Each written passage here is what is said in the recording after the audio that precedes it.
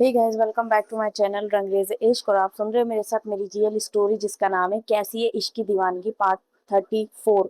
तो स्टार्ट करते हैं आज के पार्ट से। यहाँ पर हम देखते हैं कि आकांक्षा रिया की ये सारी बातें सुनकर उठकर खड़ी हो जाती है और कहती है, तुमका बहुत शिकायत है ना हमसे? तो ठीक है, लो उतार लो अपना गुस्सा। हमने तुमको थप्पड़ मारा था ना, लो ले लो बदला। तुम भी हमका जितना थप्पड़ मारना है मान लो। महादेव की कसम, हम एक बार भी उफ नहीं करेंगे, बस हमको माफ कर दो। वो अपना हाथ पकड़कर वो उसका हाथ पकड़कर अपने गालों पर स्लैप करवाने लगती है। रिया एकदम हक्का बक्का रह जाती है। वो अपना हाथ झटक कर उससे छुड़ाती है और कहती है, ये क्या पागलपन है आकांक्षा? प्लीज ये सब मत करो मेरे साथ।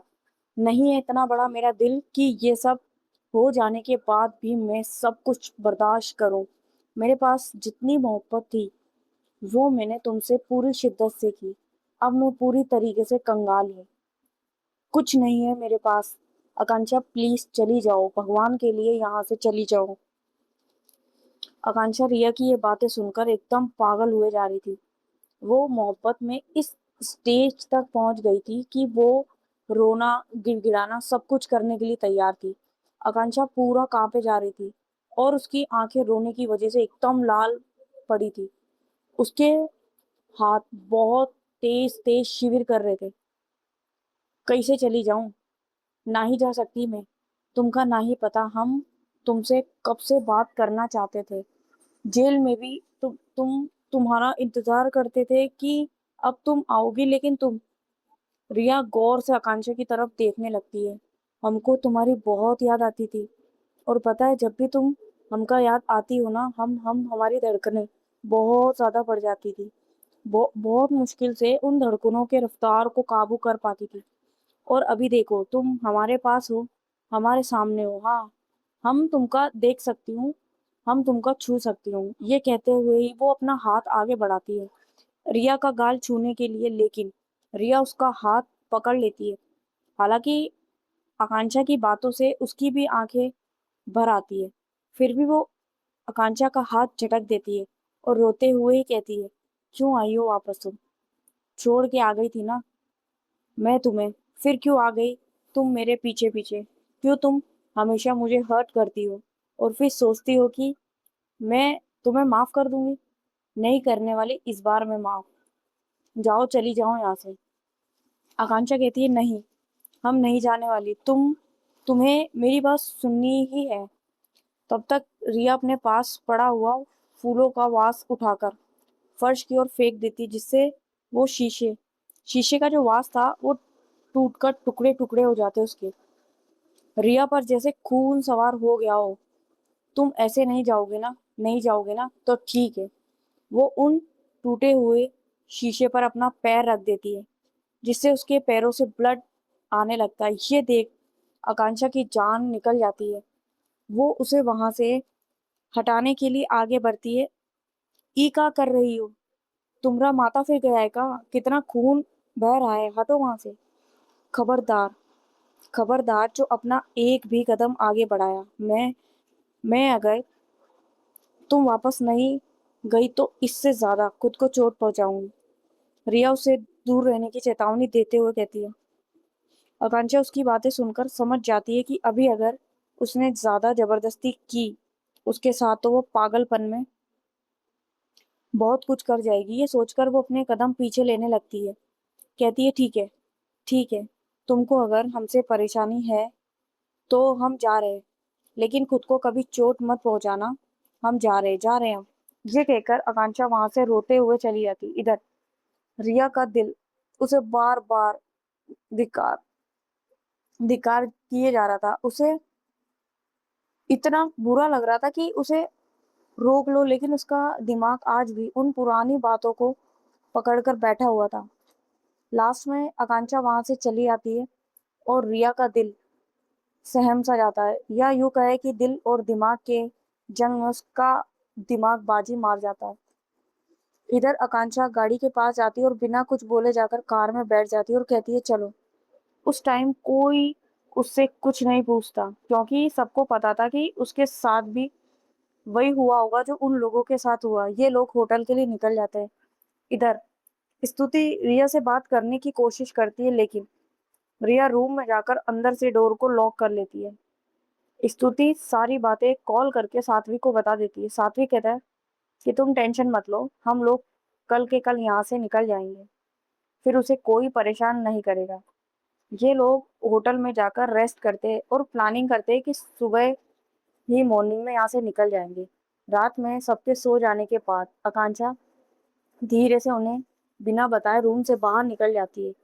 वो होटल के बाहर जाने में भी कामयाब हो जाती है। अब जब वो बाहर थी उसे समझ नहीं आ रहा था वो क्या करे क्या ना करे। उसका दिल उससे बार बार एक ही सवाल किए जा रहा था कि अब तू क्या करेगी, किसके लिए जिएगी, जिससे तूने टूट कर प्यार किया, उसने तो तुझे ठुकरा दिया, अब जीकर क्या फायदा। ये सवाल उसे इतना ज्यादा परेशान करता है कि वो बीच सड़क पर बहुत तेजी से भागने लगती है। उसके शरीर में जितनी जान शेष बची थी वो पूरे कदम के साथ भागती है। और इसी बीच उसे बिल्कुल डर नहीं था कि वो किसी गाड़ी के नीचे आ गई तो क्या होगा। बिल्कुल बेफिक्र होकर निडर सी भागे जा रही थी। अंत में उसे ऐसा लगने लगता है कि उसकी सांसें बहुत जोर जोर से फूल रही है। उसका दम निकल जाएगा, ऐसा लग रहा था जैसे उसका कलेजा बाहर आ जाएगा। इसी होड़ में उसकी आंखें भी उसका साथ छोड़ने लगी थी। उसे अपने आसपास सब कुछ धुंधला नजर आ रहा था। फिर भी वो भागे जा रही थी। हालांकि पहले की अपेक्षा उसकी गति थोड़ी धीमी हो गई थी। और फिर अचानक कोई बहुत स्पीड में आती कार बहुत तेजी से उसे हिट करके आगे बढ़ जाती है। इतना ही नहीं, आगे जाकर एक बाइक को भी बहुत तेजी से टक्कर मार देती है। उस बाइक पर भी दो पैसेंजर थे, वो भी सड़क पर मुंह केवल गिरते हैं। इधर इधर आकांक्षा बीच सड़क पर बे, बेसुध होकर गिर जाती है। आकांक्षा को कुछ भी समझ नहीं आ रहा था उसके आसपास चल क्या रहा है।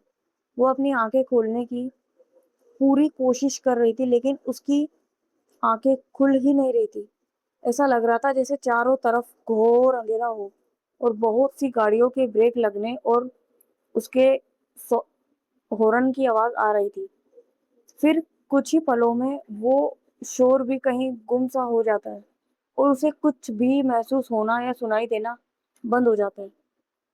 अगली सुबह रूहानी का फोन बहुत देर से बजे जा रहा था और ये लोग मुर्दों की तरह सोए हुए थे, वास्तविक से दूर।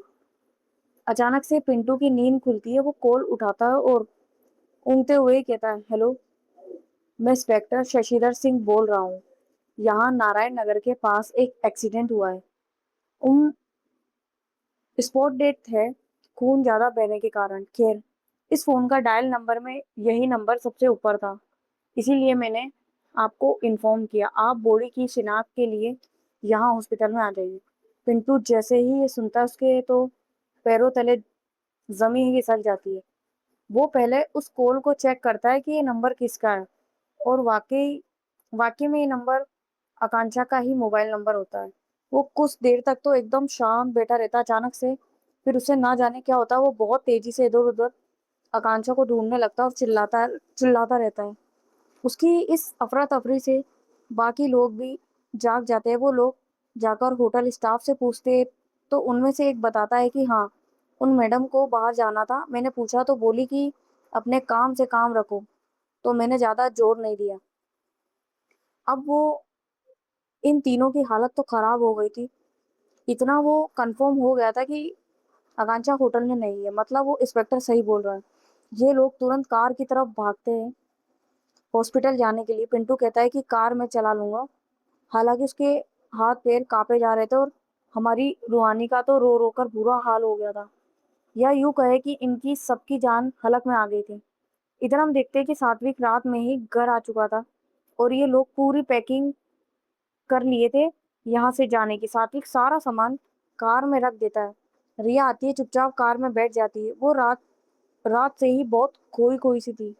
उसके चेहरे पर वो एक्साइटमेंट भी नहीं था जो होनी चाहिए थी। हालांकि उसका दिल बहुत घबरा रहा था। उसे अंदर से ऐसा महसूस हो रहा था कि जैसे कुछ गलत कर रही हूं मैं या कुछ गलत होने वाला है। वो कहते हैं ना कि सच्चा प्यार करने वालों को आभास हो ही जाता है कि उनके प्यार के साथ कुछ अनहोनी हुआ है या नहीं। वो बार बार शीशे की ओर देखे जा रही थी और आगे कार ड्राइव कर रहे सात्विक की नजर रिया की ही तरफ थी।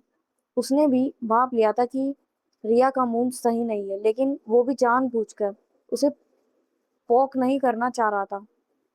तो होता कुछ यूं है कि पिंटू कांपते हुए कार की स्टेयरिंग घुमाए जा रहा था। उसका दिल बेटा जा रहा था और सही से कार ड्राइव ना करने के कारण ही कार डिसबैलेंस हो जाती है और सामने से आ रही कार से जाकर जोरदार टक्कर हो जाती है। वहां आगे पीछे बाकी गाड़ियां भी रुक जाती है।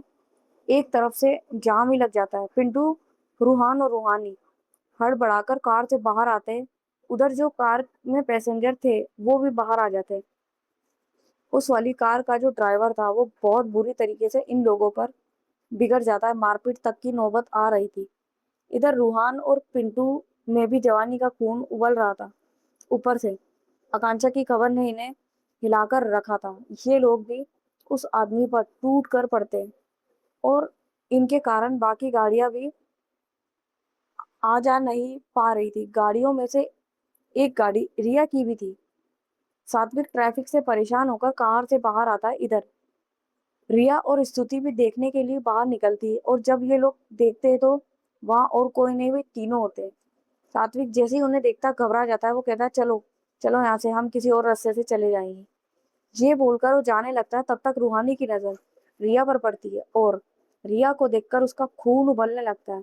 उसे ऐसा लगता है कि आज आकांक्षा के साथ जो कुछ भी हुआ है उसकी वजह से ही हुआ। वो दौड़ती हुई रिया के पास जाती है और उसका हाथ पकड़कर खींचती है। कहती है, मिल गया ना तुमको सुकून?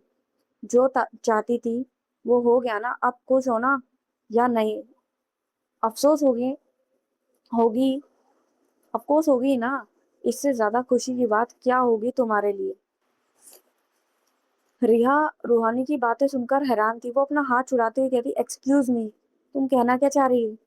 रूहानी गुस्से में कहती है, वही कहना चाह रही हूँ जो तुम सुन सुन रही है।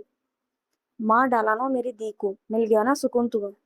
ये सुनते ही जैसे रिया एकदम हक्की बक्की रह जाती है। उसके चेहरे की हवाइयां उड़ चुकी थी। वो कांपती हुई आवाज में कहती है, ये कैसा मजाक है रूहानी? तुम अपनी बहन के लिए ऐसा कैसे बोल सकती है? ये सुनकर तो रूहानी का खून और उबलने लग जाता है। वो उसे कॉलर से पकड़कर झिंझोड़ते हुए कहती है, मैं मजाक कर रही हूँ। तुमको लगता है कि मैं मजाक करने की सिचुएशन में हूँ? अरे वो जब जब से तुम्हारे घर से आई थी कुछ बोल ही नहीं रही थी और फिर रात में घर से निकल गई। और पता है सुबह पुलिस का कॉल आया, वो बोल रहा था कि दी का एक्सीडेंट हो गया, ऑन द स्पॉट डेथ हो गई है। रिया ये सुनते ही दम से वहीं बैठ जाती है। उसको सांस लेने में प्रॉब्लम होने लगती है। इतना ज्यादा इस खबर ने उसे अंदर तक हर्ट कर दिया था। सात्विक झुककर उसे उठाने की कोशिश करता, लेकिन रिया उसका हाथ झटक देती और पागलों की तरह बड़बड़ाने लगती है, नहीं नहीं नहीं, नहीं ऐसा नहीं हो सकता। आकांक्षा मुझे छोड़कर नहीं जा सकती। रूहानी उसके सामने ही खड़ी थी। वो नीचे बैठी बैठी उसका हाथ पकड़कर रोते हुए कहती है, रूहानी प्लीज कह दो ना कि तुम झूठ बोल रही है। वो मुझे छोड़कर छोड़कर नहीं गई। प्लीज भगवान के लिए कह दो कि आकांक्षा जिंदा है। रिया को इस तरह रोते तड़पता देखकर रूहानी को उस पर दया आ जाती है। वो भी नीचे बैठ जाती है और रिया के आंसू को पोंछते हुए कहती है, चुप हो जाओ, अब रोने का कोई फायदा नहीं है। वो चली गई। जब वो थी तब आपने उनकी कद्र नहीं की। अब रोने से वो वापस थोड़ी आ जाएगी। आपको नहीं पता, लेकिन मैंने देखा है उन्हें जेल से निकलने के बाद, उनको आपके लिए तड़पते हुए, एक एक दिन मर मर के जीते हुए। मैं तो हैरान थी कि कोई किसी से इतना टूटकर कैसे प्यार कर सकता है। आपके प्यार ने उनकी अच्छी खासी जिंदगी को बर्बाद करके रख दिया। काश आप उनकी जिंदगी में आई ही नहीं होती। अपने आंसू पोंछकर बोलती, अच्छा हुआ कि मौत ने उनका हाथ थाम लिया, वरना उनका प्यार उन्हें ना जाने कितनी मौत और मारता। अच्छा हुआ कि मर गए। चुप, एक शब्द और मत कहना। तुम्हें कुछ कुछ नहीं पता। मेरा दिल कह रहा है कि उसे कुछ नहीं हुआ, वो जिंदा है। ऐसे कैसे मर सकती है वो? नहीं, जिंदा है मेरी आकांक्षा। रिया रूहानी को डांटते हुए कहती है। उसकी ये बात सात्विक और स्तुति दोनों सुनकर हैरान थे कि कहीं रिया जाने का प्लान कैंसिल ना कर दे। सात्विक कहता है, रिया, हमारे पास इन सब चीजों के लिए वक्त नहीं है, फ्लाइट का टाइम हो रहा है, चलो। रिया का सात्विक पर बहुत गुस्सा आता है। वो उठकर खड़ी हो जाती है, चिल्लाते हुए कहती है, तुम्हें अभी भी लग रहा है कि मैं आकांक्षा को छोड़कर जाऊंगी? जिसे जाना है जाए, मैं नहीं जाने वाली। और वो पिंटू की तरफ भी उतने ही गुस्से भरी नजरों से देखकर कहती है, आकांक्षा कहाँ है, किस हॉस्पिटल में, सच सच बताना। पिंटू उसको यह प्रचंड रूप देखकर सहम जाता है और उसे हॉस्पिटल का नाम बता देता है। रिया बदहवास इधर उधर दौड़कर गाड़ी वालों से लिफ्ट मांगने लगती, लेकिन कोई तैयार ही नहीं हो रहा था। वो पागलों की तरह एक गाड़ी से दूसरे गाड़ी से भाग रही थी, तीसरी गाड़ी पे। आकांक्षा का पागलपन आकांक्षा का पागलपन तो सबने देखा था, लेकिन रिया का अपने प्यार के लिए पागलपन सब पहली बार देख रहे थे। उसको अपने शरीर का भी बिल्कुल होश नहीं था। कई बार तो इधर उधर भागते वक्त गिर भी चुकी थी, लेकिन दूसरे ही पल अपने प्यार के लिए उसकी दीवानगी उसे दोबारा उठाने की हिम्मत दे उसे फिर से उठा देती है। सात्विक से रिया की परेशानी देखी नहीं जा रही थी, क्योंकि वो भी रिया से बहुत ज्यादा प्यार करता था। वो जाकर रिया का हाथ पकड़ लेता है, कहता है, तुम्हें हॉस्पिटल जाना है ना, मैं लेके चलता हूँ, चलो। उस समय सात्विक को मना करने का कोई तुक नहीं था। रिया उसकी बात मान लेती है। ये लोग वहां से हॉस्पिटल के लिए निकल जाते हैं। साथ में पिंटू, रूहान और रूहानी भी थे, क्योंकि उनकी कार खराब हो चुकी थी। ये लोग जैसे ही हॉस्पिटल के बाहर पहुंचते हैं, रिया कार के रुकने से पहले ही कार का डोर खोलकर निकलने की कोशिश करती है, जिसे देख सात्विक झटके से ब्रेक लगाता है कार रुकने के लिए। लेकिन उससे पहले ही रिया मुंह के बल जमीन पर जा गिरती है, जिससे उसके फोrehead पर चोट लग जाती है और वहां से खून आने लगते हैं। स्तुति तुरंत उसे उठाती है और कहती है, रिया तू पागल हो गई है क्या, क्यों ऐसे हरकत कर रही है, देख तुझे कितनी चोट लगी है। रिया उसे बिना कुछ कहे धक्का देकर वहां से तेजी से हॉस्पिटल की ओर भागती है। पीछे पीछे ये लोग भी दौड़ते हुए जाते हैं। रिया काउंटर पे जाकर वहां के स्टाफ से पूछती है कि एक्सक्यूज मी, यहाँ पर रात को आकांक्षा अग्निहोत्री के नाम से कोई पेशेंट आई है क्या? वहां काउंटर पे बैठी लड़की कहती है, आकांक्षा शुक्ला एक्चुअली इस नाम की पेशेंट तो नहीं है यहाँ। रिया का दिमाग खराब हो जाता है, कहती है, क्या मतलब? यहाँ इस नाम का पेशेंट नहीं है, अभी सुबह ही तो कॉल आया था हॉस्पिटल से कि रात में उसका एक्सीडेंट हुआ है। वो लड़की भी थोड़ा गुस्से में आ जाती है, कहती, मैम आप ऐसे बात नहीं कर सकती। तब तक सात्विक रिया का हाथ पकड़कर पीछे करके खुद आगे, अब यहाँ पर उसकी तरफ से मैं माफी मांगता हूँ, मिस सॉरी, ये कुछ ज्यादा ही घबराई हुई है इसलिए। आप ध्यान से देखिए ना, यहाँ से कॉल आया था हमें। वो ये सब बातें कर ही रहे होते हैं कि जिस इंस्पेक्टर ने इन्हें कॉल किया था वो इनकी बातें सुन लेता है। वो कहता है, एक्सक्यूज मी, आप लोग जिनका रात को ऑन द स्पॉट डेथ हो गई थी उनके गार्जियन हो? सात्विक कहता है, यस सर। इंस्पेक्टर, ओके, आप सब मेरे साथ आइए, बॉडी को आइडेंटिफाई करना है। ये सुनकर तो सबका कलेजा कांप जाता है। सब डरी सहमी सी नजरों से एक दूसरे को देखे जा रहे थे, और उन सब में थी रिया की हालत कुछ ज्यादा ही खराब थी। उन सब में से रिया की हालत कुछ ज्यादा ही खराब थी। उसका पूरा शरीर शिविर कर रहा था, ठीक से खड़ी भी नहीं हो पा रही थी वो। ये लोग अपने कलेजे पर पत्थर रखकर इंस्पेक्टर के पीछे पीछे वहां जाते जहां वो डेड बॉडी रखी हुई थी। वो इंस्पेक्टर वहां खड़ी एक नर्स से इशारा करता है कि लाश से कपड़ा हटा दो। वो नर्स उस लाश से कपड़ा हटाने के लिए आगे बढ़ती है। इधर सात्विक, स्तुति, पिंटू और रूहान आगे होकर देखने की कोशिश करते, हालांकि सबका दिल धक धक किए जा रहा था। इधर रिया और रूहानी उनके पीछे थी। उनमें हिम्मत ही नहीं हो रही थी कि आगे बढ़कर उस डेड बॉडी को देखें। रिया का दिल बहुत ही ज्यादा फास्ट था, उसकी सांसें तेज थी। वो अपने दिल पर हाथ रखती है और बहुत हिम्मत करके आगे बढ़कर उस लाश की तरफ देखती है। नर्स जैसे ही उस बॉडी से कपड़ा हटाती है, सब एक साथ उस बॉडी को और डरते सहमते हुए देखते हैं। रिया भी झुककर देखती है और जैसे ही उस बॉडी पर उसकी नजरें पड़ती है, वो बहुत तेज से चीखकर पीछे हट जाती है। स्तुति उसे हक कर लेती है और कहती है, रिलैक्स रिलैक्स हो जाओ, ये आकांक्षा नहीं, किसी और लड़की की बॉडी है। जी हाँ, वो बॉडी किसी और लड़की की होती है, जैसे कि पहले ही बताया था कि वहां पर एक बाइक बाइक का भी एक्सीडेंट हुआ था जिस पर 2 पैसेंजर थे, एक लड़की और एक लड़का।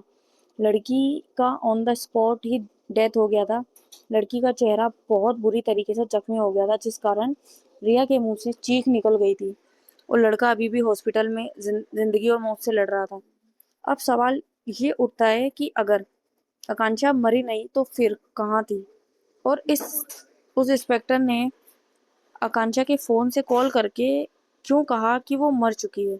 और अब रिया का अगला फैसला क्या होगा? अगर आकांक्षा मिल भी जाती है तो क्या उसे माफ करेगी? सो गाइस, आज की स्टोरी मैं यहीं पे वाइंड अप करती हूँ। मिलते हैं नेक्स्ट पार्ट में और कमेंट करके बताना स्टोरी कैसे चल रही है। मिलते हैं नेक्स्ट पार्ट में। Tata bye bye, take care.